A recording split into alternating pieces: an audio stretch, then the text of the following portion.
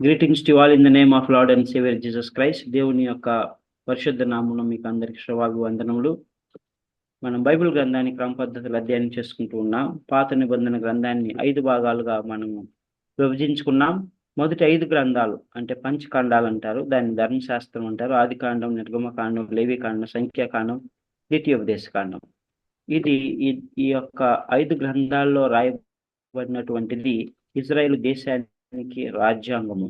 ప్రపంచ దేశాలు కూడా ఇది ఒక రాజ్యాంగం వంటిది.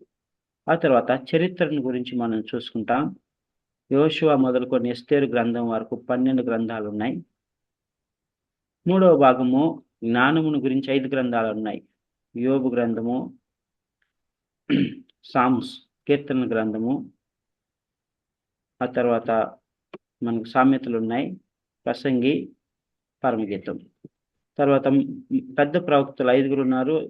యెషయా గ్రంథం నుంచి దానియేలు గ్రంథం వరకు. మైనర్ ప్రాఫిట్స్ హోషియా నుంచి మలాకీ గ్రంథం వరకు 12 మంది ఉన్నారు. సో 5, 12, 5, 5, 12 మొత్తం 39 గ్రంథాలు పాత నిబంధన. సో ఈ గ్రంథం యొక్క ముఖ్య వచనం 11వ అధ్యాయం 11వ వచనం. యెహోవా సెలవిచ్చినదేమనగా, నేను నీతో చేసిన నిబంధనను కట్టడలను నీవు ఆచరింపకపోవట నేను కనుగొనుచున్నాను. కనుక ఈ రాజ్యము నీకుండకుండా నిత్యముగా తీసివేసి నీ దాసునికి ఇచ్చేదను. సో దీనివలన మనకు అర్థమయ్యేటువంటి విషయం ఏంటంటే, దేవుని నమ్మినటువంటి బిడ్డలు, దేవుని వెంబడించేటువంటి బిడ్డలు, యేసుక్రీస్తు రక్తంలో కడగబడినటువంటి బిడ్డలు ఆయన నిబంధనలను, ఆయన కట్టడలను ఆచరింపకపోవుట దేవుడు కనుగొన్నట్లయితే దేవుడి నుంచి వారు దూరం అయిపోయే ప్రమాదం ఉన్నది అని వాక్యం సెలవిస్తా ఉన్నది. ఈ గ్రంథాన్ని 3 భాగాలుగా మనం విభజించుకున్నాం. మొదటి రాజుల గ్రంథాన్ని. మొదటి భాగము సొలొమోను యొక్క వైభవోపేతమైన రాజ్యము, దాని కథ. మొదటి 10 అధ్యాయుల్లో విషయాలు మనం క్షుణ్ణంగా నేర్చుకున్నాం. రెండవ భాగము సొలొమోను యొక్క పాపము మరియు దాని యొక్క పర్యవసానములు, 11వ అధ్యాయంలో విషయాలను మనం నేర్చుకున్నాం. మూడవ భాగము విభాజిత రాజ్యము మరియు వారి సంబంధిత రాజుల పాలన. అంటే ఇక్కడ రాజ్యము రెండు భాగాలుగా విభజించబడుతుంది. ఉత్తర రాజ్యము, దక్షిణ రాజ్యము. సో ఈ యొక్క ఉత్తర రాజ్యము, దక్షిణ రాజ్యమును పరిపాలించినటువంటి రాజుల పరిపాలన ఎలాగున్నది, వారికి దేవునికి మధ్య సంబంధం ఎలాగున్నది అనేటువంటి విషయాలను నేర్చుకుంటాం.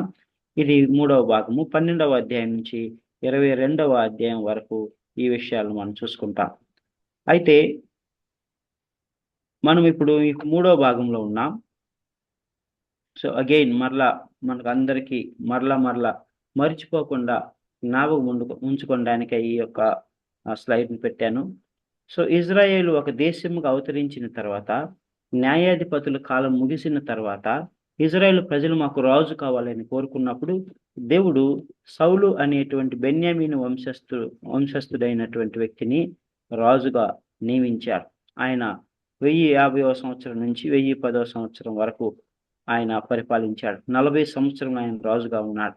ఈయన సంయుక్త ఇజ్రాయేల్ దేశానికి రాజు. ఈయన గురించి మనం క్షుణ్ణంగా నేర్చుకున్నాం. ఈయన కూడా దేవుడి నుంచి తప్పిపోయినటువంటి వాడుగా ఉన్నాడని మనం చూసుకున్నాం. తర్వాత దేవుని హృదయానుసారుడైనటువంటి దావీదుని దేవుడు రాజుగా అభిషేకించాడు, పట్టాభిషేకం చేశాడు. 1010వ సంవత్సరం నుంచి 970-71 సంవత్సరం వరకు ఈయన రాజుగా పరిపాలించాడు. 40 సంవత్సరాలు పరిపాలించాడు. దేవునికి ఇష్టమైనటువంటి వ్యక్తిగా ఆయన జీవించాడు. నీతి న్యాయములు కలిగి పరిపాలించినటువంటి రాజుగా ఉన్నాడు. ఈయన అబ్రహాముకు, యేసుక్రీస్తుకు మధ్య వ్యక్తిగా ఉన్నాడు. యేసుక్రీస్తును పోలిన వ్యక్తిగా ఉన్నాడు. యేసుక్రీస్తుకు ముందు గుర్తుగా ఉన్నాడు. తర్వాత సొలొమోను రాజు అయ్యాడు. ఈయన 971 నుంచి 931 BC వరకు పరిపాలించాడు. 40 సంవత్సరములు ఈయన పరిపాలించాడు. సో కార్య ఆరంభము కంటే కార్య అంతము మేలు అని సిస్టర్ మనతో పంచుకున్నారు. అయితే ఈ యొక్క సొలొమోను యొక్క అంతము కూడా సరిగా లేదు. ఆరంభము బాగున్నది. 2 సార్లు దర్శనం పొందుకున్నాడు, జ్ఞానం పొందుకున్నాడు, జ్ఞానవంతుడు. అయితే చివరిలో అన్ని జనుల స్త్రీలను మోహించి విగ్రహారాధన చేసి దేవుడి నుంచి దూరం అయిపోయినట్లుగా మనం చూస్తాం. సౌలు కూడా ఆరంభం కొంతమేరకు బాగున్నప్పటికీ అంతము చాలా ట్రాజడీగా ముగిసింది. అయితే దావీదు మాత్రము దేవునికి ఇష్టమైనటువంటి వాడుగా ఉన్నాడు. ఆరంభము అంతము ఎంతో ఘనముగా ఉన్నదని మనం చూసుకుంటాం. సో వీరు సంయుక్త ఇజ్రాయెల్ దేశానికి రాజులు. ఒక్కొక్కరు 40 సంవత్సరములు పరిపాలించారు. ఆ తర్వాత మనము రాజ్యం విభజించబడిందని మనం చూసుకున్నాం. ఉత్తర రాజ్యము, దక్షిణ రాజ్యము. దక్షిణ రాజ్యం అయినటువంటి యూదా దేశానికి దావీదు వంశంలో నుండి ఎల్లప్పుడూ ఒక రాజు ఉంటాడని దావీదుకు వాగ్దానం చేసిన ప్రకారము సొలొమోను కుమారుడైనటువంటి రెహోబాము దానికి రాజుగా ఉన్నాడు. అయితే ఉత్తర రాజ్యానికి యెరోబామును దేవుడు రాజుగా చేశాడు. యెరోబాము సొలొమోను యొక్క దాసుడు. ఈయనను దేవుడు 11 గోత్రములకు ఇశ్రాయేలుకు రాజుగా చేశాడు. అయితే ఈయన బహుకీడు చేశాడని మనం చూసుకున్నాం. 2 బంగారు దూడలను చేసి దానిలోను బేతేలులోను దానిలోను ఒకటొకటి నిలబెట్టి ఉంచి అక్కడ విగ్రహారాధన చేయడానికి ప్రోత్సహించాడని, అందరికంటే అధికముగా కీడు చేశాడని మనం చూసుకున్నాం. ఆ తర్వాత అటు యూదా దేశంలో రెహోబాము తర్వాత అబిజాం అనేటువంటి ఆయన కుమారుడు, రెహోబాము కుమారుడు, ఆయన రాజుగయ్యాడు. సో ఈయన కూడా తన తండ్రి అనుసరించిన పాప మార్గంలో నడిచాడని మనం చూసుకున్నాం. దావీదు వలె నడుచుకోలేదని మనం చూసాం. అందువల్ల ఆయన రాజ్యం కూడా ముగిసింది. సో ఆ తర్వాత దావీదు గురించి అబిజాం సమయంలో దావీదు గురించి ఒక సాక్ష్యం ఆయన చెప్తా ఉన్నాడు. మంచి సాక్ష్యము చెప్తా ఉన్నాడు. దావీదు హిత్తీయుడైన ఊరియా సంగతి తప్ప మరి తన జీవిత జన్మలన్నీ యెహోవా దృష్టికి యథార్థంగా నడుచుకొనుచు యెహోవా అతనికి ఇచ్చిన ఆజ్ఞల్లో దేని విషయంలో తప్పిపోకుండాను అని రాయబడి ఉంది. సో ఆ తర్వాత ఆసా రాజు గురించి మనం చూసుకున్నాం.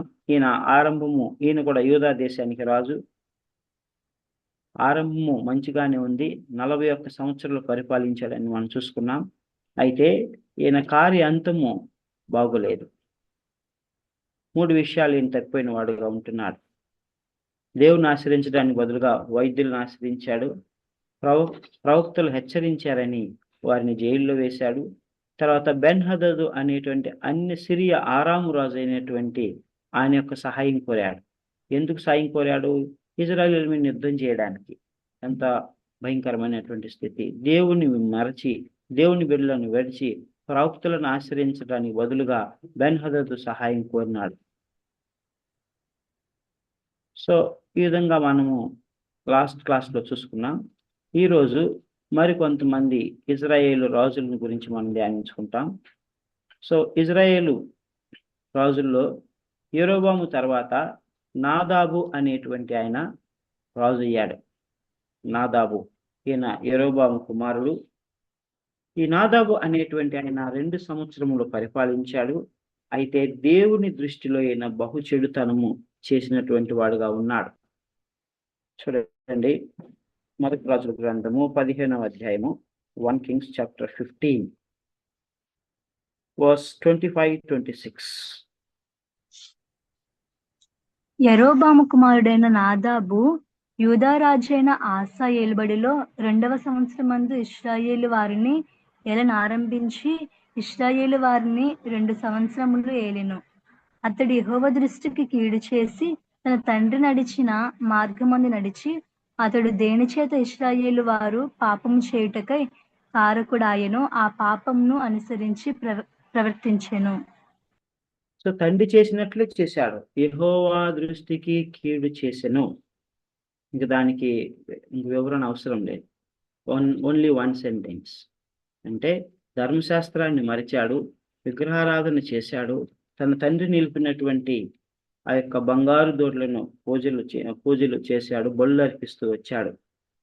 సో ఈ విధంగా యెహోవా దృష్టికి పాపము చేస్తూ వచ్చాడు. సో ఇక్కడ అంతకుముందు కూడా నేను చెప్పాను, 2 వ్యక్తులను దేవుడు కొలమానంగా తీసుకుంటున్నాడు. మొట్టమొదటి వ్యక్తి దావీదు దేవునికి ఇష్టానుసారుడు, ఒక మంచి రాజుగాను, తన హృదయం అంతటితో దేవుని వెంబడించిన వాడుగాను యేసుక్రీస్తుకు ముందు గుర్తుగా ఉన్నాడు కనుక దావీదును ఒక మంచి కొలమానంగా, ఒక గీటు రాయిగా, ఒక స్టాండర్డ్ గా చూపిస్తూ, దావీదును పోలి నడుచుకునండి, దావీదు తన పూర్ణ హృదయంతో నన్ను వెంబడించాడు, ఆయన నా కట్టడలను, నా ఆజ్ఞలను అనుసరించి నడుచుకున్నటువంటి మంచి వ్యక్తి అని దావీదు గురించి చెప్తా ఉన్నారు. అలాగనే on the contrary, the opposite character was Jeroboam. God took Jeroboam as a milestone or as a standard for negative character. యెరోబామును దేవుడు ఒక నెగిటివ్ క్యారెక్టర్గా చూపించడానికి ఒక గీటురాయిగా చూపిస్తా ఉన్నాడు. యెరోబాము ఏం చేశాడు? దుష్టత్వం చేశాడు, చెడు చేశాడు, యెహోవాకు విరోధంగా పాపం చేశాడు, బంగారు దూడలను చేయించి బలులు అర్పించాడు. సో వీరిద్దరి క్యారెక్టర్స్ మనం జ్ఞాపకం ఉంచుకోవాలి. సో ఇక్కడ ఏం చెప్తా ఉన్నాడు? తన తండ్రి అయినటువంటి యెరోబాము చేసినట్లు ఇజ్రాయేలు ప్రజల పాపముకు కారణమైనాడు అని రాయబడి ఉన్నది. కాబట్టి ఈయన కూడా అదే పాపమును అనుసరిస్తూ ప్రవర్తించాడు నాదాబు. తద్వారా ఏమైనదంటే ఇస్సాకారు గోత్రానికి సంబంధించినటువంటి ఒక వ్యక్తి ఆయన ఏం చేశాడంటే బయేషా అనేటువంటి వ్యక్తి కుట్ర పన్ని నాదాబును హతం చేస్తాడు. చూడండి 27 వచనం, 27, 28, 29 వచనాలు. ఇశ్శాఖారు ఇంటి సంబంధుడును అహియా కుమారుడైన బయేషా అతని మీద కుట్ర చేసెను.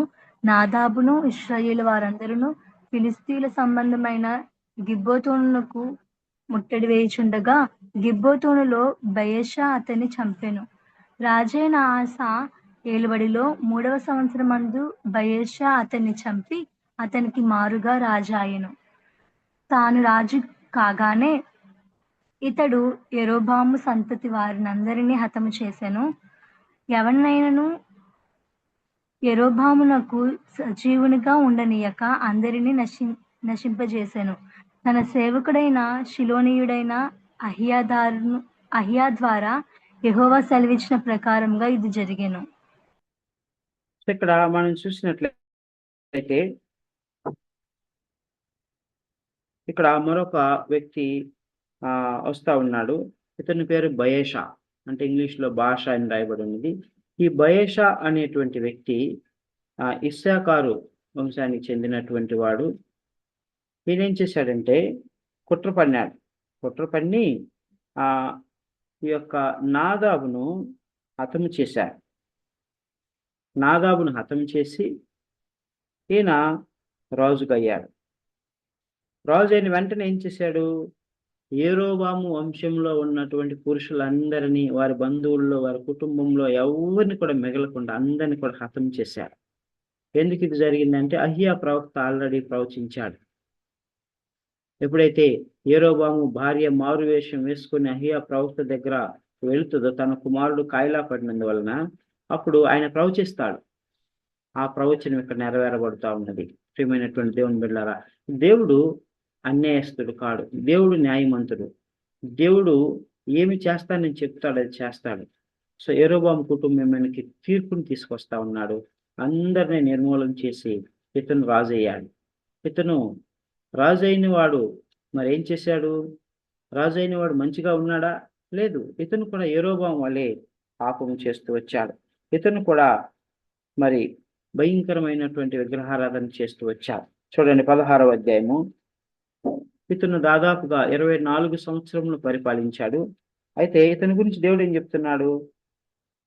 16వ అధ్యాయము 1-2 వచనాలు. 1, 2, 3, 4 వచనం. 1, 2, 3, 4. యెహోవాకు హనాని కుమారుడైన యెహూకు ప్రత్యక్షమై బయేషాను గూర్చి ఇలాగు సెలవిచ్చెను.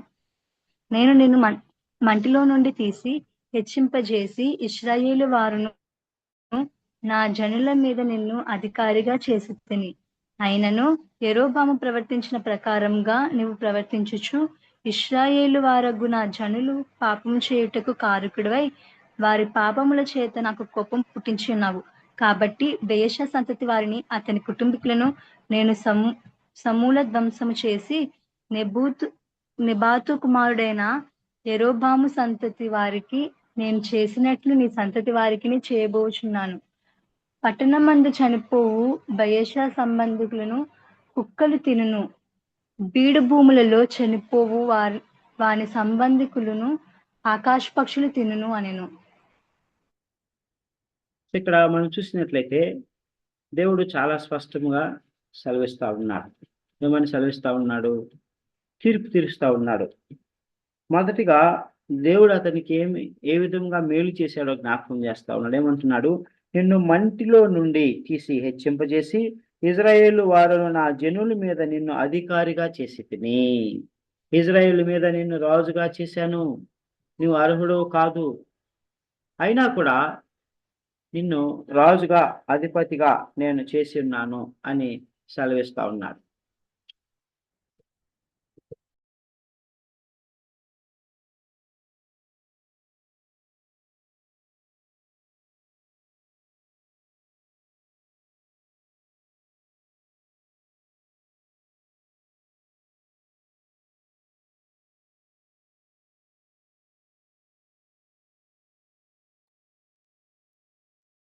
సో దేవుడు ఆయనకి సెలవిస్తా ఉన్నాడు, మంటిలో నిన్ను హెచ్చించి రాజుగా చేశాను. అయితే నీవు యెరోబాము వలె ఇజ్రాయేలు పాపమునకు మూల కారణమైనటువంటి కారకుడైనటువంటి యెరోబాము వలె నీవు ప్రవర్తిస్తా ఉన్నావు అని వారి మీద రాబోయే తీర్పు తీరుస్తా ఉన్నాడు. నీవు కూడా నా ఎదుట దుష్టత్వము చేసి ఉన్నావు కనుక నీకు తీర్పు తీరుస్తున్నాడు. ఏం తీర్పు తీరుస్తానంటున్నాడు? నీ వంశం వారిని, నీ కుటుంబస్తులను, నీ సంతతి వారికి జరగబోయేదాన్ని నేను చెప్తున్నాను అన్నాడు. పట్టణంలో చనిపోయిన వారిని కుక్కలు తింటాయి, వీడి భూముల్లో చనిపోయినటువంటి వారిని ఆకాశ పక్షులు తింటాయని సెలవిస్తా ఉన్నాడు. ప్రియమైనటువంటి దేవుని వల్ల ఇది గొప్ప తీర్పు, ఇది భయంకరమైనటువంటి తీర్పు. ఎందుకనంటే చనిపోయినటువంటి వారికి సరైనటువంటి రీతిలో దాన సంస్కారాలు ఘనముగా జరుగుతాయి. దట్టు రాజు వంశకులకు చాలా వైభవపేతంగా జరుగుతాయి. అయితే ఇక్కడ అలాంటి ఏమీ జరగవు. నీ కుటుంబానికి ఈ విధమైన తీర్పు వస్తుంది అని దేవుడు చాలా స్పష్టంగా సెలవిస్తా ఉన్నాడు. సో ఎందుకు ఇవన్నీ జరుగుతూ ఉన్నాయంటే వారు దేవుని దృష్టికి బహు చెడుతనము చేసినటువంటి వారుగా ఉంటున్నారు. సో కనుక వారి మీద ఆ తీర్పు వస్తుంది. ఆ తర్వాత మనం చూసినట్లయితే ఈ యొక్క బయెషా కూడా చనిపోతాడు. ఆయన తన పితరులతో కూడా పాతి పెట్టబడతాడు. ఆ తర్వాత ఏలా అనేటువంటి వ్యక్తి రాజు అవుతాడు. సో ఈయన 2 సంవత్సరంలో పరిపాలిస్తాడు. అయితే ఈయన కూడా చెడుతనము చేసినటువంటి వాడే. ఎందుకంటే ఈయన బయెషా కుమారుడు. ఈయన కూడా దేవుని దృష్టికి చెడుతనం చేసినటువంటి వాడుగా ఉన్నాడు. ఎలాగ చెడుతనం చేశాడు? ఈయన ఇంకా విగ్రహారాధన ప్రోత్సహించాడు, ఉన్నతమైనటువంటి స్థలముల్లో బలులు అర్పించాడు, తిని త్రాగి మత్తుడై ఉన్నాడు అని కూడా ఈయన గురించి రాయబడి ఉన్నది. రాజ్యం గురించి చింత లేదు, రాజ్యం గురించి భారం లేదు. ఖజానాదారుడైనటువంటి ఒక వ్యక్తి ఇంటికి వెళ్ళి తిని త్రాగి పడుకున్నాడు. అప్పుడు ఈయన మీద కూడా ఒక తీర్పు వచ్చింది. చూడండి, 16వ అధ్యాయము 6 నుంచి 9 వచనాలు చదువుకుంటాం. 16వ అధ్యాయము 6 నుంచి 9 వచనాలు. బయెషా తన పితరులతో కూడా నిద్రించి తిర్సాలో సమాధి చేయబడెను. అతనికి మారుగా అతని కుమారుడైన ఏలా రాజాయను. మరియు బయెషా యెరోబాము సంతతి వారి వలనే ఉండి తన కార్యముల చేత యెహోవా దృష్టికి కీడు చేసి ఆయనకు కోపం పుట్టించిన దాన్ని నంతటిని బట్టి అతడు తన రాజును చంపుట బట్టి అతనికిని అతని సంతతి వారికి విరోధముగా యెహోవా వాక్కు హననీ కుమారుడును ప్రవక్తయునగు యెహూకు ప్రత్యక్షమాయెను. సో ఇక్కడ 8, 9 కూడా చదవమ్మా. యూదా రాజైన ఆసా ఏలుబడిలో 26వ సంవత్సరమున బయెష కుమారుడైన ఏలా తిర్సాయందు ఇశ్రాయేలు వారినందరినీ ఏలనారంభించి 2 సంవత్సరములు ఏలెను. తిర్సాలో తనకు గృహ నిర్వాహకుడగు అర్సా ఎంట అతడు త్రాగి మత్తుడై ఉండగా యుద్ధ రథముల అర్ధభాగము మీద అధికారి అయిన జిమ్రీ అతని మీద కుట్ర చేసి లోపలికి చొచ్చి అతన్ని కొట్టి చంపి అతనికి మారుగా రాజాయెను. సో ఇక్కడ మనం చూసినట్లయితే ఏలా కూడా ఏం చేశాడు? చెడువే చేశాడు, దుష్టత్వమే చేశాడు, విగ్రహారాధన చేశాడు, తాగి మత్తుడై తన యొక్క గృహ నిర్వాహకుడగు ఆర్సా ఎంట ఉన్నాడు.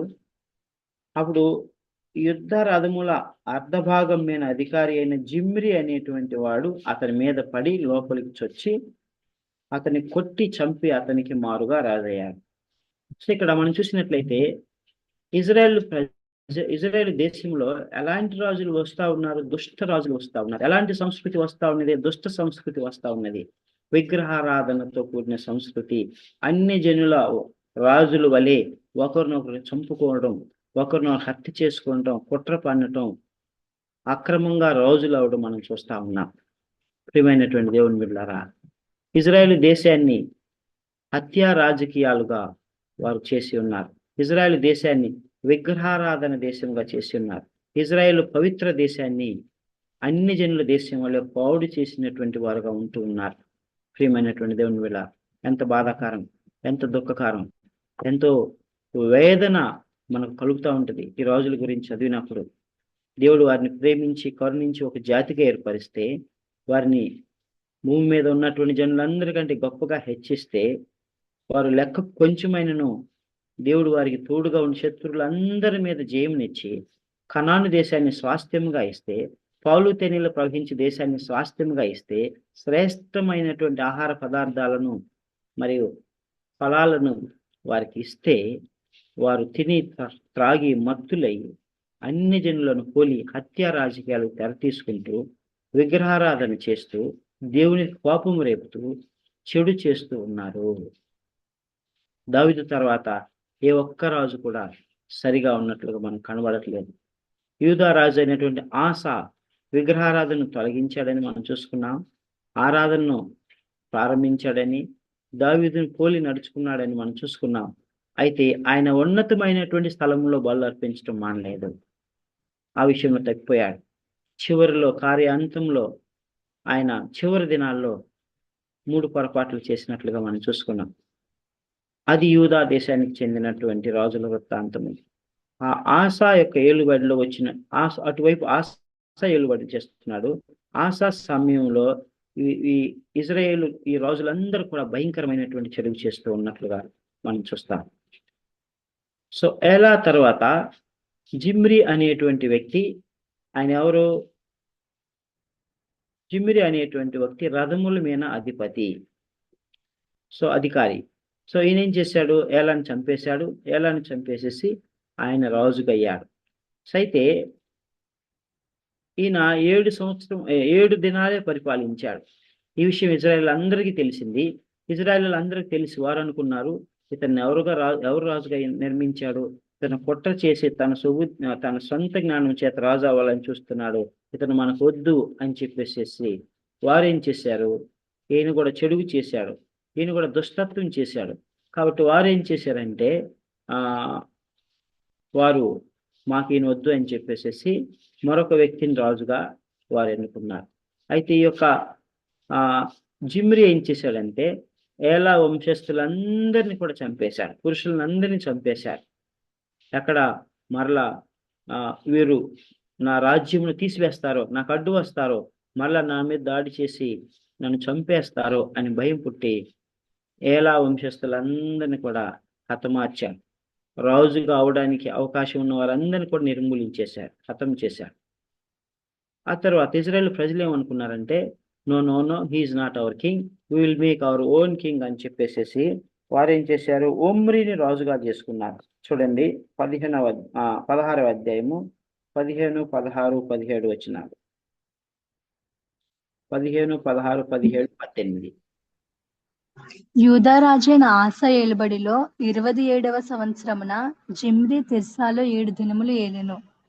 జనులు ఫిలిస్తీయుల సంబంధమైన గిబ్బెతోను మీదికి వచ్చి అక్కడ దిగియుండగా జిమ్రీ కుట్ర చేసి రాజును చంపించినను వార్త అక్కడ దిగియున్న జనులకు వినబడెను గనుక ఇశ్రాయేలు వారందరూ ఆ దినమున సైన్యాధిపతి అయిన ఒమ్రీని దండుపేటలో ఇశ్రాయేలు వారి మీద రాజుగా పట్టాభిషేకం చేసిరి. వెంటనే ఒమ్రీ గిబ్బెతోనును విడిచి అతడును ఇశ్రాయేలు వారందరూ తిర్సాకు వచ్చి దాన్ని ముట్టడి వేసిరి. చదవండి, ఇంకా చదువు. 18. పట్టణము పట్టుబడేనని జిమ్రీ తెలుసుకుని తాను రాజునగరునందు జొచ్చి తనతో కూడా రాజునగరును తగలబెట్టుకుని చనిపోయెను. సో జిమ్రీ ఏం చేశాడు? చెడు చేశాడు. ఏలా వంశస్థులందరినీ చంపేశాడు. అయితే ఇజ్రాయేల్ ప్రజలకు జిమ్రీ రాజు కాబట్టి ఇష్టం లేదు కనుక వారు ఒమ్రీ అనేటువంటి ఒక వ్యక్తిని రాజుగా చేసుకున్నారు. సో సైన్యాధిపతి ఆయన ఒమ్రీని రాజుగా చేసినప్పుడు ఒమ్రీ జిమ్రీ మీదకి దాడి చేయడానికి వచ్చాడు. ఈయనున్నటువంటి తిర్సా పట్టణాన్ని ఆక్రమించడానికి వచ్చినప్పుడు ఆ విషయం జిమ్రీకి తెలిసి తన రాజనగర్లోకి వెళ్ళి నిప్పంటించుకొని రాజనగరం తగలబెట్టుకొని తాను ఆత్మహత్య చేసుకొని చనిపోతాడు. ప్రియమైనటువంటి దేవుని బిడ్డలారా, రాజుగా ఉన్న వ్యక్తి ఆత్మహత్య చేసుకొని చనిపోతా ఉన్నాడు. ఎంత భయంకరం! ఆయన ఎట్లా రాజయ్యాడు? కుట్ర చేత రాజయ్యాడు. ఇజ్రాయేలు అభిష్టం మేరకు రాజు అవ్వలేదు. దేవుని యొక్క అభిష్టం మేరకు రాజు అవ్వలేదు కనుక 7 దినముల్లోనే ఆయన ఆత్మహత్య చేసుకొని చనిపోయినటువంటి వాడుగా ఉంటున్నాడు. ఎంత భయంకరమైనటువంటి విషయాలు మనం ఇజ్రాయేల్ దేశంలో చూస్తా ఉన్నాం. చూడండి, దేవుని చేత అభిషేకించబడినటువంటి ప్రజలు, దేవుని చేత ఏర్పరచబడినటువంటి ప్రజలు, దేవుడు వారి మధ్య సంచరించున్నటువంటి ప్రజలు, ప్రత్యక్ష గుడారంలో దేవుడు వారి మధ్య ఉంటూ ఉన్నాడు. సొలొమోను దేవాలయం నిర్మించాడు. ఆ దేవాలయంలో దేవుడు వాసం చేస్తూ ఉన్నాడు. అతి పరిశుద్ధ స్థలంలో వాసం చేస్తూ ఉన్నాడు. యాజకులు ఉన్నారు, ప్రవక్తలు ఉన్నారు. అయినా కూడా ఇజ్రాయేలు దేశాన్ని పరిపాలించేటువంటి రాజులు భయంకరమైనటువంటి పాపం చేస్తూ ఉన్నారు. హత్య రాజకీయాలకు తావిస్తూ ఉన్నారు. వారే ఆత్మహత్య చేసుకొని చంపుకుంటూ ఉన్నారు. ఎంత భయంకరము! My dear brothers and sisters, here I would like to say one thing, that దేవుని యొక్క బిడ్డలు ఎంత కష్టమైనా, ఎంత బాధ అయినా, ఎన్ని భయంకరమైన శోధనలు వచ్చినా కూడా మనల్ని మనం హాని చేసుకునేటువంటి స్టెప్ని ఎప్పుడు కూడా తీసుకోకూడదు. ఎందుకంటే ఈ దేహము దేవునిది. ఈ దేహము దేవుని వల్ల మనకు అనుగ్రహింపబడినదని మనం చదువుకుంటున్నాం. చూడండి, కొరింథీయులకు రాసిన మొదటి పత్రిక 6వ అధ్యాయము. ఈ వాక్యాన్ని మనం చాలాసార్లు చదువుకున్నాం, అయినా కూడా సందర్భం వచ్చింది కాబట్టి మరలా చదువుకుంటాం. 6వ అధ్యాయము 19, 20 వచనాలు. కొరింథీయులకు రాసిన మొదటి పత్రిక 6వ అధ్యాయము 19, 20 వచనాలు. మీ దేహము దేవుని వలన మీకు అనుగ్రహింపబడి మీలోనున్న పరిశుద్ధాత్మకు ఆలయమై ఉన్నదని మీరు ఎరుగరా? మీరు మీ సొత్తు కారు, విలువ పెట్టి కొనబడిన వారు గనుక మీ దేహంతో దేవుని మహిమపరచుడి. ఇక్కడ దేవుడు స్పష్టంగా చెప్తా ఉన్నాడు, మీ దేహము దేవుని వలన మీకు అనుగ్రహింపబడి. ఈ దేహం ఎవరి వలన మనకు అనుగ్రహింపబడింది? దేవుని వలన మనకు అనుగ్రహింపబడింది. ఈ దేహం ఎవరిది? దేవునిది. ఈ దేహంలో ఎవరు వాసం చేస్తున్నాడు? పరిశుద్ధాత్మ దేవుడు వాసం చేస్తున్నాడు. యేసుక్రీస్తు రక్తములో కడగబడినటువంటి దేహము. నిన్నటి దినాన్ని కూడా దేవుని యొక్క మందిరంలో కొన్ని వాక్య భాగాలు మేము చూసుకున్నాం. అదేంటంటే, దేవుడు ఆయన యొక్క రక్తము ద్వారా మనలను కడిగాడు. మన కుడి చెవిని ఆయన రక్తంతో చమిరాడు. మన కుడి చేతి బొటన వేలు, మన కుడికాలు బొటన వేలు పనును ఆయన రక్తంతో చవిరి పరిశుద్ధపరిచి ప్రతిష్ఠించాడు అని మనం చూసుకున్నాం. యేసుక్రీస్తు రక్తంలో మనం కడగబడ్డాం, పరిశుద్ధాత్మ చేత అభిషేకించబడ్డాం. దేవుని యొక్క రక్తము ప్రోక్షింపబడి మనము ప్రతిష్ఠించబడ్డాం. క్రీస్తు కొరకు సాక్షులుగా ఉండడానికి మనం ప్రతిష్ఠించబడ్డాం.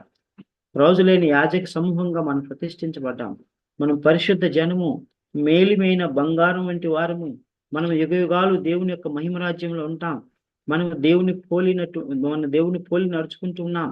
దేవుని యొక్క రూపురేఖలు మనకు అనుగ్రహించి ఉన్నాడు. దేవుని యొక్క గుణగణాలను మనకు అనుగ్రహించి ఉన్నాడు. దేవుని యొక్క స్వభావం, దైవ స్వభావం మనకు అనుగ్రహించి ఉన్నాడు. మనము మరణం పొందిన తర్వాత దేవుని రాకడలో మనం మహిమ స్వరూపాన్ని పొందుకుంటాం, మహిమ దేహాన్ని పొందుకుంటాం, యేసుక్రీస్తు స్వరూపంలోనికి మనం మారుతాం. దేవుని యొక్క మహిమను మనకు అనుగ్రహించి ఉన్నాడు. ఇది మహిమ దేహము, పరిశుద్ధ దేహము, మేలిమి వంటి బంగారం వంటి జీవితము. కాబట్టి ఈ దేహము దేవుని చేత మనకు అనుగ్రహింపబడింది. కాబట్టి ఈ దేహానికి మనం ఎప్పుడు కూడా హాని చేయకూడదు. ఈ దేహానికి ఎప్పుడు కూడా మనం నష్టం చేయకూడదు. ఎప్పుడు కూడా ఎలాంటి ఎక్స్ట్రీమ్ స్టెప్స్ దేవుని బదులు తీసుకోకూడదు. దానికి బదులుగా మనం దేవుని దగ్గరకు రావాలి. దేవుని దగ్గరకు వచ్చి మీరు దేనిని గురించి చింతించకూడదు, కానీ మీరు ప్రార్థనా విజ్ఞాపనలతో మీ యొక్క విన్నపములను, కృతజ్ఞతాస్తుతులతో ప్రార్థనా విజ్ఞాపనలతో మీ యొక్క విన్నపములు దేవునికి తెలియచేయుడి. అప్పుడు సమస్త జ్ఞానమునకు మించిన దేవుని సమాధానము మీ హృదయములకు, మీ తలంపులకు కావలి ఉండును అని వాక్యం సెలవిస్తా ఉంది. మరి బ్రదర్స్ అండ్ సిస్టర్స్, నీకు నాకు ఒక దేవుడు ఉన్నాడు. సంచ కరువుగా పరిశుద్ధాత్మను అనుగ్రహించి ఉన్నాడు. ఎల్లప్పుడూ మన ప్రార్థనలు వినడానికి ఆయన చెవులు సిద్ధంగా ఉన్నాయి. ఆపత్కాలమందు నమ్ముకొని తగిన సహాయకుడుగా ఉన్నాడు. మనం పిలిచిన వెంటనే, ప్రార్థించిన వెంటనే మన ప్రార్థన వినికి మనకు సహాయం చేసే దేవుడుగా ఉన్నాడు. అయితే మరి మనం ఎందుకు చింతించాలి? మనం ఎందుకు దుఃఖించాలి? మనం ఎందుకు బాధపడాలి? మనం ఎందుకు ఎక్స్ట్రీమ్ స్టెప్స్ తీసుకొనాలి? దేవుడు మీ పక్షంగా, నా పక్షంగా ఉన్నాడు. దేవుడు నిన్ను నన్ను కాపాడే దేవుడుగా ఉన్నాడు. దేవుడు నిన్ను నన్ను నిత్య జీవనకు వారసులుగా చేసి ఉన్నాడు. కాబట్టి దేనిని గురించి చింతించకూడదు. ప్రభు దగ్గర మన అక్కలను తెలియచేయాలి. శోధన వచ్చిందా? ప్రార్థన చేయి. కష్టం వచ్చిందా? ప్రార్థన చేయి. పరీక్షలు వచ్చినాయా? ప్రార్థన చేయి. వాటి రూట్ కాజ్, వాటి కారణాలు ఏంటో తెలుసుకో. వాటి కారణాలను తెలుసుకొని వాటిని సరిచేసుకో. దేవుని దగ్గర సమాధానపడు, దేవుని దగ్గర పశ్చాత్తాపడు. ఒకవేళ దేవుని నామ మహిమార్థమైన పరీక్షలు వచ్చినాయా, శోధనలు వచ్చినాయా, కష్టాలు, బాధలు, దుఃఖములు, వేదనలు వచ్చినాయా, ప్రభువే వాటిని తొలగిస్తాడు. ప్రభువే మీకు జయాన్ని అనుగ్రహిస్తాడు. దావీదుకు కష్టాలు వచ్చినాయి, దేవుని మహిమ కొరకు వచ్చినాయి. దావీదును నలకొట్టడానికి, దావీదును హంబుల్గా, దీనునిగా, విరిగినలిగిన హృదయం గలవానిగా చేయడానికి 10 సంవత్సరంలో దావీదు జీవితంలో కొన్ని పరిస్థితులు దేవుడు అనుగ్రహించాడు. దావీదు ఎక్కడ ఎక్స్ట్రీమ్ స్టెప్ తీసుకోవాలా?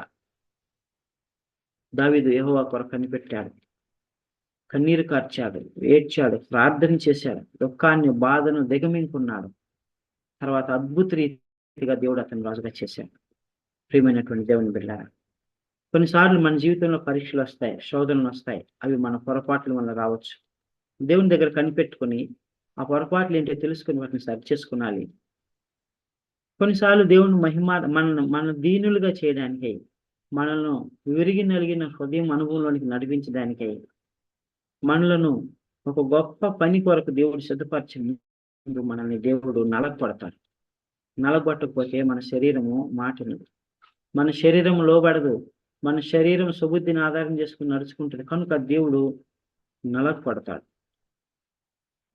Broken and contrite spirit God wants to bring broken and contrite spirit in your life. God will allow you to go through so many trials and tribulations, situations where you will be broken down and you will say, Lord, not my will, but your will. యాకోబును దేవుడు ఎన్నో పరిస్థితులు గుండా తీసుకొచ్చారు, ఎన్నో రకాలుగా సహాయం చేస్తూ వచ్చారు. అయినా యాకోబు ఇంకా చాలా విషయంలో ఆయన లోబడిన వాడిగా ఉన్నాడు. అయితే అయోర్దాను నది దగ్గర బేతేల్ అనేటువంటి ప్రాంతంలో దేవుడు యాకోబుని ఏం చేశాడు? తొడగూటిని కొట్టాడు. తొడగూటిని, హిప్ జాయింట్ని కొట్టినప్పుడు అది వసలేను అని రాయబడింది. అప్పుడు యాకోబు హ్యాండిక్యాప్ అయిపోయాడు. యాకోబు బలమంతా పోయింది. యాకోబు సరిగా నడవలేని స్థితికి వచ్చాడు, కుంటుకుంటూ నడవలసిన స్థితికి వచ్చాడు. అప్పుడు దేవుని పాదాలు పట్టుకున్నాడు. ప్రభువా, నీవే నాకు దిక్కు, నీవే నాకు ఆధారము, నీవే నాకు సమస్తము, నీవు లేకపోతే నేను ఒక్కడు కూడా ముందుకు వెళ్ళలేను ప్రభా. నేను బలహీనుడును, నేను నిస్సహాయకుడును, నేను శరీరానుసారుడును. నన్ను క్షమించు, నన్ను కరుణించు, నాకు సహాయం చేయి, నాకు బలమును అనుగ్రహించు, నన్ను నడిపించు, నేను నడవలసిన త్రోవను నాకు నడిపించు, నా చేయి పట్టుకుని నడిపించు ప్రభా. నేను బలహీనుడను. Broken down, completely shattered. అప్పటి వరకు అదే కాళ్ళతోటి వేగంగా పరిగెట్టి, అదే తెలివితోటి యుక్తిగా చేసి, అదే చేతులతోటి కష్టించి పనిచేసి తన మామైన లాభాన్ని కూడా ఆయన కొన్నిసార్లు మైమరిపించాడు, మోసం చేశాడు. ప్రియమైనటువంటి దేవుడిలాగా దేవుడు నిన్ను నన్ను క్రమశిక్షణలోనికి తేవడానికి దేవుడు కొన్ని పరిస్థితులు గుండా తీసుకువెళ్తాడు. అవి మన మేలు కొరకే. Lord, if you are teaching me through these circumstances, let me pass through and learn అని మనం దేవుని ప్రార్థించాలి. దేవుడు తండ్రి తాను ప్రేమించి కుమారుని శిక్షించును. కాబట్టి కొన్నిసార్లు ఆ విధంగా కూడా శోధనలు మనకు రావచ్చు. బైబిల్ గ్రంథంలో గుడ్డివాడు ఒకడు ఉంటాడు. గుడ్డివాడు ఒకడు ఉన్నప్పుడు వాడు యేసుక్రీస్తు దగ్గరకు వచ్చినప్పుడు యేసుక్రీస్తు తనను స్వస్థపరుస్తాడు. అప్పుడు వారు అడుగుతారు, అక్కడ ఉన్నటువంటి ప్రజలు అడుగుతారు, బోధకుడా, పాపం ఎవరు చేశారు? పాపం వాళ్ళ దిద్దుతనం వచ్చింది, వీడు చేశాడా, వీరి పితరులు పాపం చేశారని అడుగుతాడు. అప్పుడు యేసుక్రీస్తు అంటాడు, వీడు కానీ వీరి తండ్రుల పాపమును బట్టి గుడ్డితనం రాలేదు, దేవుని మహిమ బయలుపరచడానికే గుడ్డితనం వచ్చింది అంటారు. ప్రియమైనటువంటి దేవుని బిడ్డలారా, we do not know, sometimes God allows us to pass through certain circumstances. ఆయన మహిమ కొరకు నిన్ను నన్ను ఆయన కొన్ని పరిస్థితులు గుండా తీసుకెళ్ళినట్లయితే మనం దాన్ని అంగీకరించి ప్రభా నీ చిత్తమే జరిగించని మన దేవుడిని అడగాలి. అప్పుడు దేవుడు సాయం చేస్తాడు. కాబట్టి what I would like to say is that మనం ఎప్పుడు కూడా నిరాశకు గురి కాకూడదు, నిస్పృహకు గురి కాకూడదు, డిస్కరేజ్మెంట్, డిసప్పాయింట్మెంట్ గురి కాకూడదు. ఎందుకంటే దేవుడు లోకమును జయించి ఉన్నాడు. Be of good cheer, for I have overcome the world. Do not look at the world, for you will have tribulations, but look at me, I have overcome the world. నేను లోకమును జయించి ఉన్నాను కనుక మీరు నా వైపు చూడండి, మీరు లోకంలోని చూసినట్లయితే మీకు శ్రమ కలుగును అని అంటున్నాడు. ప్రియమైనటువంటి దేవుని బిడ్డలారా, కాబట్టి మనం ఎవరి వైపు చూడాలి? దేవుని వైపు చూడాలి. దేవుని వైపు చూసినప్పుడు అప్పుడు మనకి సంతోషం కలుగును, మనకి జయము కలుగును, మనకు ఆనందము కలుగును. దేవుడు మన దుఃఖమును సంతోషంగా మార్చేటువంటి వాడుగా ఉన్నాడు. సో కాబట్టి మనము ఎలాగుండాలి? దేవుని వైపు చూడాలి. చూడండి, యోహాను సువార్త 16వ అధ్యాయము 33వ వచనం. యోహాను సువార్త 16వ అధ్యాయం 33వ వచనం.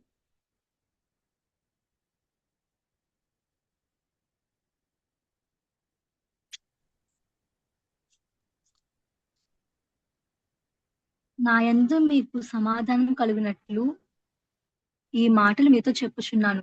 లోకంలో మీకు శ్రమ కలుగును, అయినను ధైర్యం తెచ్చుకునిడి, నేను లోకమును జయించి ఉన్నాను. లోకములో మీకు శ్రమ కలుగును, అయినను ధైర్యం తెచ్చుకోండి, నేను లోకమును జయించి ఉన్నాను. నన్ను బట్టి ధైర్యం తెచ్చుకోండి. దావీదు యెహోవాను బట్టి ధైర్యం తెచ్చుకున్నాడు. ప్రియమైనటువంటి దేవుని బిడ్డలారా, నీ ధైర్యం ఏంటి? నీ యొక్క సొంత జ్ఞానమును బట్టి నువ్వు ధైర్యం తెచ్చుకోవాలనుకుంటున్నావా? ఇంపాసిబుల్. నీ తల్లిదండ్రులను బట్టి ధైర్యం తెచ్చుకోవాలనుకుంటున్నావా? ఇంపాసిబుల్. ఆత్మీయ యుద్ధాలు, ఆత్మీయ జీవితంలో మనకు ధైర్యం కావాలి అంటే యెహోవాని బట్టే మనకు ధైర్యం దొరుకుతుంది, దేవుని బట్టే మనకు ధైర్యం దొరుకుతుంది. Be of good cheers because I have overcome the world. ప్రియమైనటువంటి దేవుని బిడ్డలారా, so turn to God. Never ever take any extreme step. Never be discouraged, never be disappointed. Raise up to the occasion. My son, my daughter, come to me, I will give you rest, I will answer you అని దేవుడు సెలవిస్తా ఉన్నాడు. ఆ తర్వాత ఈ Omri అనేటువంటి ఆయన్ని Israel ప్రజలు రాజుగా చేశారు. మరి ఈ యొక్క ఒమ్రి ఈయన 12 సంవత్సరములు పరిపాలించాడు. సో ఈ యొక్క ఒమ్రి ఎలా జీవించాడు? ఇతను కూడా ముందున్నటువంటి రాజుల కంటే మరి ఎక్కువ దుష్టత్వము చెడుగు చేసినటువంటి వాడుగా ఉన్నాడు. విగ్రహాలను పూజించినటువంటి వాడుగా ఉన్నాడు. తర్వాత ఇతను షోమ్రోను అనేటువంటి ఒక పట్టణాన్ని కట్టాడు. దాన్ని సమరియా అంటారు. అది కొండ మీద ఉంటది. సో ఆ పట్టణాన్ని కట్టాడు. ఆ పట్టణాన్ని కట్టి ఈయన కూడా యెరోబాము వలె పాపం చేస్తూ వచ్చాడు. యెరోబాము వలె పాపం చేస్తూ వచ్చాడు. 16వ అధ్యాయము 16వ వచనం. 16వ అధ్యాయము 16వ వచనం. జిమ్రి కుట్ర చేసి రాజును చంపించెనన్న వార్త అక్కడ దిగియున్న జనులకు వినబడెను గనుక ఇశ్రాయేలు వారందరూ ఆ దినమున సైన్యాధిపతి అయిన ఒమ్రీని దండుపేటలో ఇశ్రాయేలు వారి మీద రాజుగా పట్టాభిషేకం చేసేది.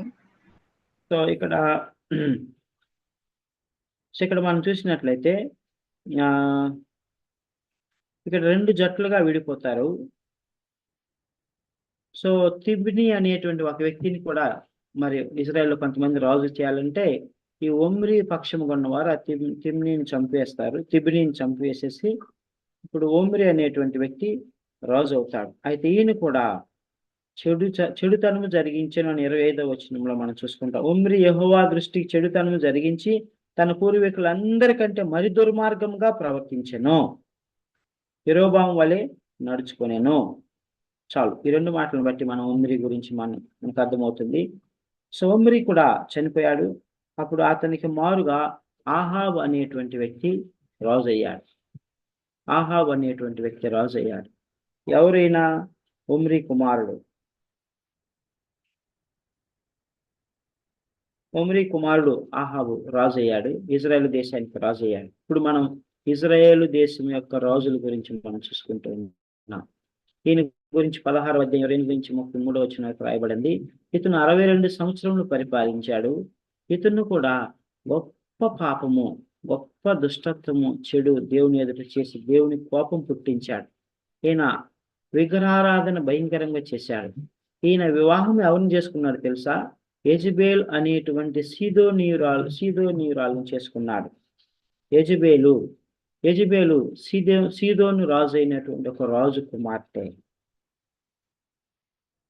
చూడండి 29, 30, 31 వచనాలు చదవండి. యూదారాజైన ఆసా ఏలుబడిలో 38వ సంవత్సరమున ఒమ్రి కుమారుడైన ఆహాబు ఇశ్రాయేలు వారికి రాజై షోమ్రోనులో ఇశ్రాయేలు వారిని 22 సంవత్సరములు ఏలెను. ఒమ్రి కుమారుడైన ఆహాబు తన పూర్వీకులందరినీ మించినంతగా యెహోవా దృష్టికి చెడుతనం చేసెను.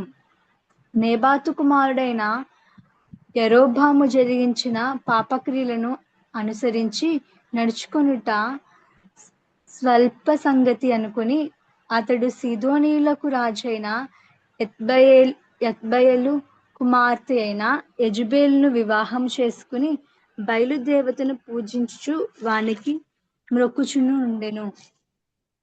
సో ఎవరిని వివాహం చేసుకున్నాడు? సొలొమోను వలె వేరే దేశానికి వెళ్ళాడు.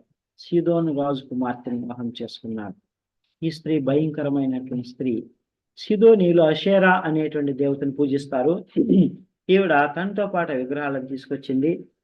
ఆహాబు అషేరా దేవతను పూజించడం ప్రారంభించాడు. భయంకరమైనటువంటి విగ్రహాలను చేస్తూ ఉన్నాడు. సో ఈయన ఈ విధముగా షోమ్రోన్లో ఈ యొక్క అషేరా దేవతకు ఒక బలిపీఠం కట్టించాడు. దేవతా స్తంభం ఒకటి నిలిపాడు. పూర్వీకుల రాజులందరికంటే ఎక్కువగా పాపం చేసినటువంటి వాడుగా మనకి ఇక్కడ ఆహాబు రాజు కనబడతా ఉన్నాడు. సో ఈ విధంగా ఈ యొక్క రాజు కూడా పాపం చేస్తూ వచ్చాడు. ప్రియమైనటువంటి దేవుని బిడ్డలారా, ఎంత భయంకరం! ఇజ్రాయేల్ దేశము ఎటుపోతుంది? ఇజ్రాయేల్ దేశము భయంకరమైనటువంటి పాపంలో కూలిపోయింది. హత్య రాజకీయాల్లోనూ కుట్రలో కుతంత్రాల్లోనూ కూరుకుపోయినది. మరియు దేవుని మరచిపోయినటువంటి వారు ఉంటున్నారు. ఆరాధన లేదు, హెచ్చరికలను పాటించరు. దేవుడు వాక్యం ద్వారా ప్రవక్తలను పంపించి హెచ్చరించినప్పుడు వారి మాటను కూడా లక్ష్య పెట్టలేదు. ఆ తర్వాత అహాబు కాలంలో ఒక ప్రవక్త ఉంటాడు, ఆయన పేరు ఏలియా.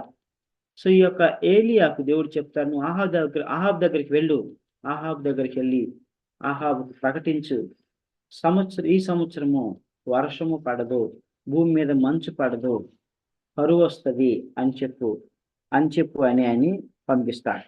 అప్పుడు ఆ తిష్బీడు అయినటువంటి ఏలియా ఏమంటాడంటే అహాబు వద్దకు వచ్చి, ఎవని సన్నిధి నేను నిలబడి ఉన్నానో ఇజ్రాయేలు దేవుడైన ఆ యెహోవా జీవము తోడు, నా మాట ప్రకారం గాక ఈ సంవత్సరములలో మంచైనను వర్షమైనను పడదని ప్రకటించాను. ఈ సంవత్సరములలో అంటే కొన్ని సంవత్సరాలు, నేను ఇక్కడ దిస్ ఇయర్ అని రాశాను, దీస్ ఇయర్స్ వర్షం పడదు. ఎన్ని సంవత్సరంలో? దాదాపుగా 3 సంవత్సరంలో వర్షం పడదు అని చెప్తారు. అప్పుడు వెంటనే దేవుని యొక్క దర్శనం ద్వారా ఆయన్ని ఏలియా ప్రవక్తను ఆహాబు సముఖం నుండి వెళ్ళిపోయి యోర్దాను నది దగ్గర ఉన్నటువంటి ఒక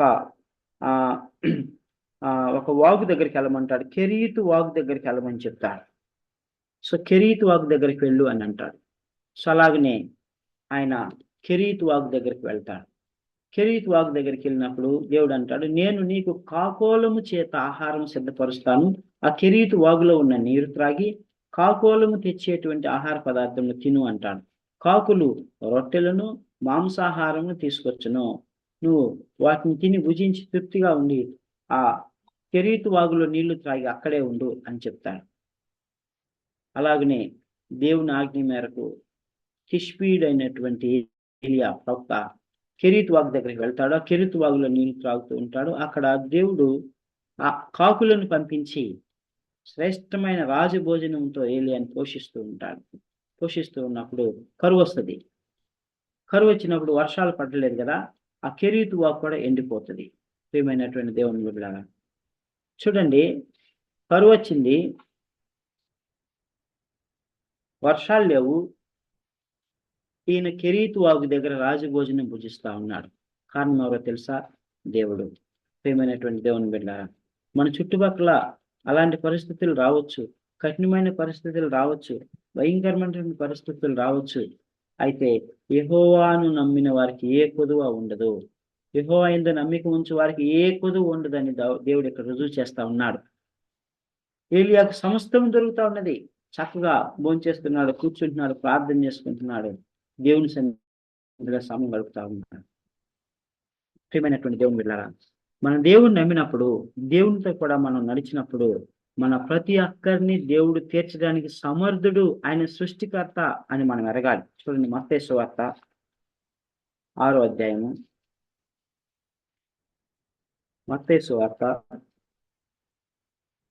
6వ అధ్యాయంలో అంటాడు, ఆకాశ పక్షులను చూడండి, అవి వెత్తవు, కోయవు, వడకవు, అయినా కూడా మీ పరలోకమందున్నటువంటి తండ్రి వాటిని పోషించుతున్నాడు కదా, మీరు వాటికంటే శ్రేష్ఠులు కదా, మీ తల వెంట్రుకలోంచి ఒక్కటైనను కింద పడదు అని దేవుడు సెలవిస్తా ఉన్నాడు.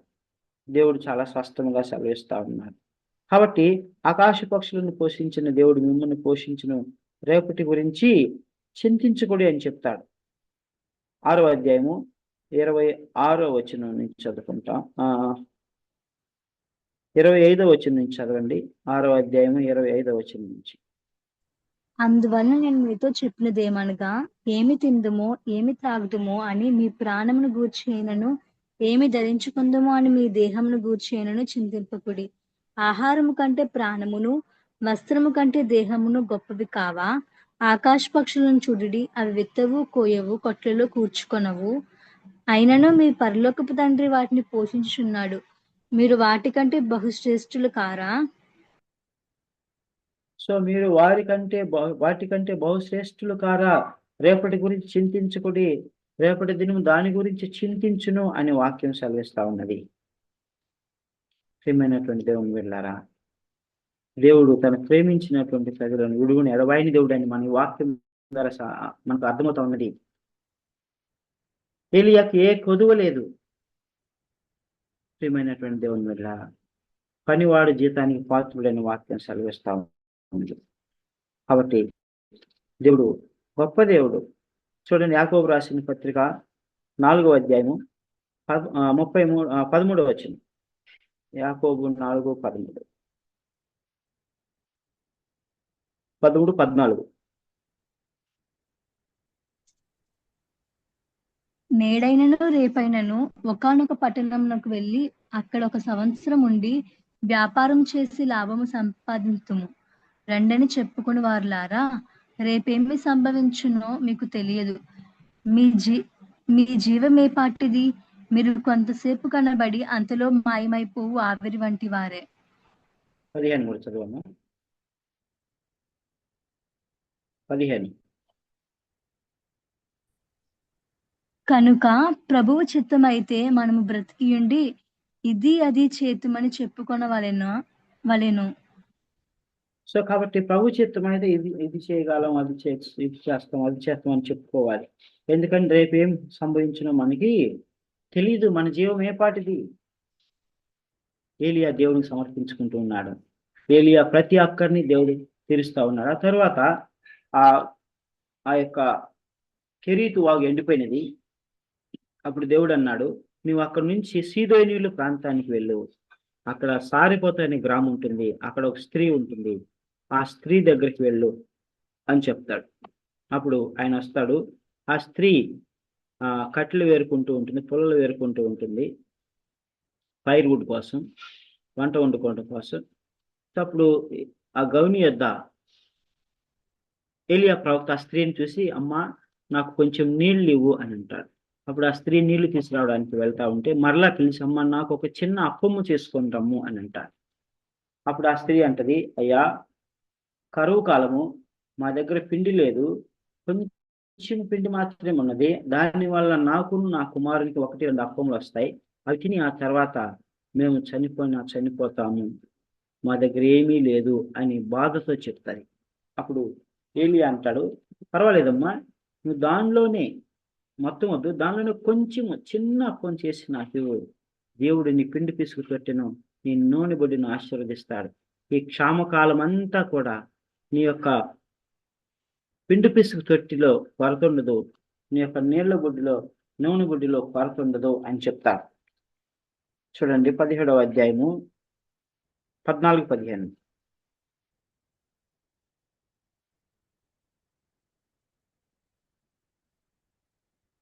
13, 14, 15 చదువు. అప్పుడు ఏలియా ఆమెతో ఇట్లనెను, భయపడవద్దు, పోయి నీవు చెప్పినట్లు చేయుము. అయితే అందులో నాకొక చిన్న అప్పము మొదట చేసి నా యొద్దకు తీసుకుని రమ్ము. తరువాత నీకును నీ బిడ్డకును అప్పములు చేసుకొనుము. భూమి మీద యెహోవా వర్షము కురిపించు వరకు ఆ తొట్టిలో ఉన్న పిండి తక్కువ కాదు, బుడ్డిలో నూనె అయిపోదని ఇశ్రాయేలుల దేవుడైన యెహోవా సెలవిచ్చి ఉన్నాడు అనెను. అంతటా ఆమె వెళ్ళి ఏలియా చెప్పిన మాట చొప్పున చేయగా అతడును ఆమెయు ఆమె ఇంటి వారును అనేక దినములు భోజనము చేయుచు వచ్చిరి. ఎంత గొప్ప విషయము. అలాగ చేసిన వెంటనే ఆవిడ యొక్క పిండి పిసుకు తొట్టిలో పిండి కొదువు అవ్వలేదు, నూనె బుడ్డిలో నూనె కొదువు అవ్వలేదు, వస్తానే ఉన్నది. మరి ఎక్కడి నుంచి వచ్చిందో తెలియదు. Jehovah Jaira, lord is our provider. My dear brothers and sisters, అసలు ఆ క్షామకాలంలో పంటలు లేవు, ఏమీ లేవు. క్షామం పోయే వరకు కూడా ఆ యొక్క పిండి పిసుకు తొట్టిలో పిండి కొదువు కాలేదు, ఆ కబుడిలో నూనె కొదువు కాలేదు. ఇది దేవుడు చేసిన కార్యము. God is our supplier, God knows our needs. దేవుడికి సమస్తమును తెలుసు. ప్రియమైనటువంటి దేవుని బిడ్డలారా, దేవుడు ఏలియా ద్వారా ఏలియా కూడా ఒక గొప్ప అనుభవాన్ని ఇస్తా ఉన్నాడు. ఆ స్త్రీలో విశ్వాసాన్ని, ఆ స్త్రీలో దేవునికి విధేయతను, కృతజ్ఞతరాలుగా ఉండడానికి ఆ స్త్రీని ప్రోత్సహిస్తూ బలపరుస్తూ ఉన్నాడు. సారిపోతలు అనేక మంది ఉండొచ్చు, ధనవంతులు కూడా ఉండొచ్చు. Why God told to go to a poor widow? My dear brothers and sister, there is a purpose. ఆ పర్పస్ ఏంటంటే, అప్పుడు ఆ యొక్క విధురాలు యొక్క కుమారుడు జబ్బును పడతాడు. జబ్బును పడినప్పుడు దైవజనుని దగ్గరకు వచ్చి ఆ స్త్రీ వేడుకుంటుంది, అయ్యా నువ్వు నాకు నష్టం చేయడానికి నా ఇంటికి వచ్చావా? నా యొక్క కుటుంబంలో శోకము, దుఃఖము తీసుకురావడానికి వచ్చావా అని అంటుంది. అప్పుడు ఏమైంది అని ఆయన అడుగుతాడు. ఒక్కగానొక్క కుమారుడు చనిపోయాడు అని చెప్తాడు. అప్పుడు ఆ కుమారుని తీసుకొని ఏలియా ఆ మేడగదిలో తీసుకెళ్ళి తన బెడ్ మీద పెట్టి అతని మీద అతను వెట్టకుట్టినట్టు ముమ్మారు అతని మీద పడుకొని ప్రార్థన చేస్తాడు. ఏమని ప్రార్థన చేస్తాడు చూడండి. 20వ వచనం, 17వ అధ్యాయం 20వ వచనం, 21. యెహోవా నా దేవా, నన్ను చేర్చుకునిన ఈ విధవరాలి కుమారుని చంపునంతగా ఆమె మీదకి కీడు రాజేసితివా అని యెహోవాకు మొరపెట్టి ఆ చిన్నవాని మీద ముమ్మారు తాను పారచాచుకుని, యెహోవా నా దేవా, నా మొర ఆలకించి ఈ చిన్నవానికి ప్రాణం మరలా రానిమ్మని యెహోవాకు ప్రార్థింపగా, ఇంకా చదువు. యెహోవా ఏలియా చేసిన ప్రార్థన ఆలకించి ఆ చిన్నవానికి ప్రాణం మరలా రానిచ్చినప్పుడు వాడు బ్రతికెను. What a miracle we could see here. దీనికంటే ముందు పిండి పిసుకుతోటి నూనె పొదువు కాలేదు. దాని ద్వారా సారిపోత విధవరాల యొక్క విశ్వాసం పెరిగింది. సో పిండి పిసుకుతోటి రొట్టె దేనికి సాదృశ్యంగా ఉన్నాయంటే, యేసుక్రీస్తు 5 రొట్టెలను 2 చేపలను 5,000 మందికి పంచిపెట్టిన దానికి సాదృశ్యంగా ఉన్నది. వడ్డిస్తూనే ఉన్నారు గంపల్లో నుంచి, మరి రొట్టెలు వస్తూనే ఉన్నాయి, చేపలు వస్తూనే ఉన్నాయి. లైక్ వైజ్ ఈ స్త్రీ కూడా ఆ పిండి పిసుకు తొట్టులోని ప్రతిదినం పిండి తీసి రొట్టెలు చేస్తూనే ఉన్నది. బట్ అగైన్ అండ్ అగైన్ ఆ పిండి పిసుకు పెట్టి పొదువు అవ్వలేదు, పిండి పొదువు అవ్వలేదు. What a miracle my dear brothers and sisters. అందుకనే యేసుక్రీస్తు మనకు జీవజలముని ఇస్తున్నాడు అని మన వాక్యం సెలవిస్తూ ఉన్నది. ఆయనే జీవజలము. ఆయన జీవజల బొగ్గలలో నుండి నీకు సమస్తమును అనుగ్రహించును. ఆయన నిన్ను తృప్తిపరచును. జీవజలము అనేటువంటిది, జీవజలము ఎప్పుడు కూడా ఆగిపోదు, జలం ఉబుకుతూనే ఉంటుంది. యోహాను సువార్త 4వ అధ్యాయం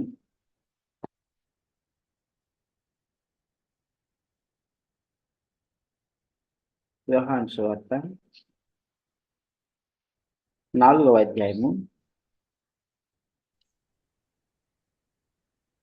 13వ వచనం. అందుకు యేసు, ఈ నీళ్లు త్రాగు ప్రతివాడును మరలా దప్పికొనును. నేనిచ్చు నీళ్లు త్రాగువాడెప్పుడును దప్పికొనడు. నేను వానికిచ్చు నీళ్లు నిత్య జీవమునకై వానిలో ఊరడి నీటి బుగ్గగా ఉండునని ఆమెతో చెప్పాను. నేను ఇచ్చు నీళ్లు త్రాగితే నీవు ఎన్నడూ దప్పుకొనవు. ఆ నీళ్లు నీకు నిత్య జీవమునకై వాటిలో ఊరడి నీటి బొగ్గగా ఉండును. ఊరుతా ఉంటాయి. పిండి పిసుకు తొట్టులో నుంచి కూడా పిండి ఊరుతా ఉంది, గుడిలో నూనె ఊరుతా ఉంది. ప్రియమైనటువంటి దేవుని వెళ్ళారా, that is the greatness of our Lord Jesus Christ. మనకు సమృద్ధి అయిన జీవం ఇచ్చేవాడు దేవుడే, సమస్తమును అనుగ్రహించేవాడు దేవుడే. ఆయన మనల్ని ఆశీర్వదించినప్పుడు, మన పిండి పిసికి తొట్టి మనం నన్ను బుడ్డిని ఆశీర్వదించినప్పుడు దాన్ని ఎవరు ఆపలేరు. అది నిత్య జీవమునకై నిత్యము ఊరేటువంటి నీటి బొగ్గ వలె ఉండును. Fountains of the living water. ఏమైనటువంటి దేవుని బిడ్డలారా, have we come to that? Do we come to that experience? The rivers of living water shall flow in our hearts. జీవజల బొగ్గలు మన హృదయంలో పొర్లి పారాలి. My dear brothers and sisters, ఈ విధంగా దేవుడు ఆశీర్వదించాడు. ఆ తర్వాత ఆవిడ కుమారుని కూడా అద్భుత రీతిగా, చనిపోయిన కుమారుని అద్భుత రీతిగా దేవుడు లేపాడు. ఏలియా ప్రార్థనని బట్టి ముమ్మారు తన మీద పడుకున్నాడు, తను వెట్టగలిగినట్లు, ప్రభువా, ఓ దేవా, ఈ కుమారుని బ్రతికించు, ఈ కుమారుని లేవనెత్తు, ఈ కుమారుని దానపరచు అని ప్రార్థన చేశాడు.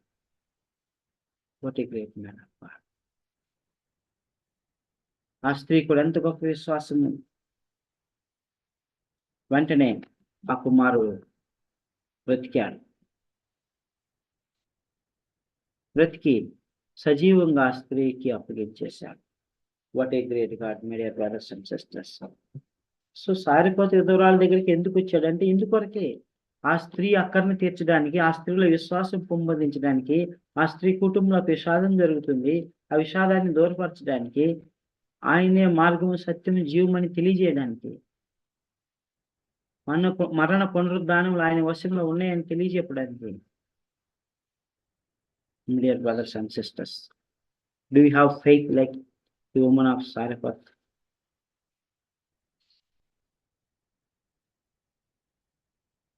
My dear brothers and sisters, therefore, we have to believe in the Lord Jesus Christ. He will lead you to the fountains of the living water. He will meet all your needs at any cost. ఆయనకు అసాధ్యమైనది ఏమీ లేదు. మనం ఇది నానా కొంతమంది రాజుల గురించి చూస్తున్నాం. ఇజ్రాయేలు రాజులు దేవుని దృష్టికి దుష్టత్వం చేశారు. వారి వలె మనం ఉండకూడదు. హత్య రాజకీయాలు మనం చేయకూడదు. ఒక రాజు ఆత్మహత్య చేసుకున్నాడు. That is the nature of the devil. No, we are not suppose to do.